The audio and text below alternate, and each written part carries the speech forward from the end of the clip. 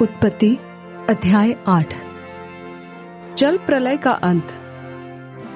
परमेश्वर ने नूह और जितने जंगली पशु और घरेलू पशु उसके संग जहाज में थे उन सभी की सुधि ली, और परमेश्वर ने पृथ्वी पर पवन बहाई और जल घटने लगा। गहरे समुद्र के सोते और आकाश के झरोखे बंद हो गए, और उससे जो वर्षा होती थी वह भी थम गई। और 150 दिन के पश्चात जल पृथ्वी पर से लगातार घटने लगा। 7वें महीने के 17वें दिन को जहाज अरारात नामक पहाड़ पर टिक गया, और जल 10वें महीने तक घटता चला गया। और 10वें महीने के पहले दिन को पहाड़ों की चोटियां दिखाई दी। फिर ऐसा हुआ कि 40 दिन के पश्चात नूह ने अपने बनाए हुए जहाज की खिड़की को खोलकर एक कौवा उड़ा दिया। जब तक जल पृथ्वी पर से सूख न गया तब तक कौवा इधर उधर फिरता रहा। फिर उसने अपने पास से एक कबूतरी को भी उड़ा दिया कि देखे कि जल भूमि से घट गया कि नहीं। उस कबूतरी को अपने पैर टेकने के लिए कोई आधार न मिला, तो वह उसके पास जहाज में लौट आई, क्योंकि सारी पृथ्वी के ऊपर जल ही जल छाया था। तब उसने हाथ बढ़ाकर उसे अपने पास जहाज में ले लिया। तब और 7 दिन तक ठहरकर उसने उसी कबूतरी को जहाज में से फिर उड़ा दिया।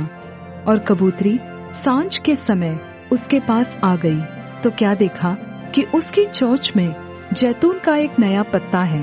इससे नूह ने जान लिया कि जल पृथ्वी पर घट गया है। फिर उसने 7 दिन और ठहरकर उसी कबूतरी को उड़ा दिया, और वह उसके पास फिर कभी लौटकर न आई। नूह की आयु के 601 वर्ष के पहले महीने के पहले दिन जल पृथ्वी पर से सूख गया। तब नूह ने जहाज की छत खोलकर क्या देखा कि धरती सूख गई है। और दूसरे महीने के 27वें दिन को पृथ्वी पूरी रीति से सूख गई।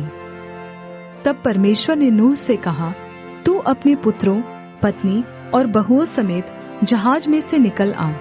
क्या पक्षी, क्या पशु, क्या सब भांति के रेंगने वाले जंतु जो पृथ्वी पर रेंगते हैं, जितने शरीरधारी जीव जंतु तेरे संग हैं, उन सब को अपने साथ निकाल ले आ, कि पृथ्वी पर उनसे बहुत बच्चे उत्पन्न हों, और वे फूले फले और पृथ्वी पर फैल जाएं। तब नूह और उसके पुत्र और पत्नी और बहुएं निकल आई, और सब चौपाए, रेंगने वाले जंतु और पक्षी और जितने जीव जंतु पृथ्वी पर चलते फिरते हैं, सब जाति जाति करके जहाज में से निकल आए। तब नूह ने यहोवा के लिए एक वेदी बनाई, और सब शुद्ध पशुओं और सब शुद्ध पक्षियों में से कुछ कुछ लेकर वेदी पर होमबलि चढ़ाया। इस पर यहोवा ने सुखदायक सुगंध पाकर सोचा, मनुष्य के कारण मैं फिर कभी भूमि को श्राप न दूंगा। यद्यपि मनुष्य के मन में बचपन से जो कुछ उत्पन्न होता है वह बुरा ही होता है, तो भी जैसा मैंने सब जीवों को अब मारा है वैसा उनको फिर कभी न मारूंगा। अब से जब तक पृथ्वी बनी रहेगी तब तक बोने और काटने के समय, ठंडा और तपन, धूपकाल और शीतकाल, दिन और रात निरंतर होते चले जाएंगे।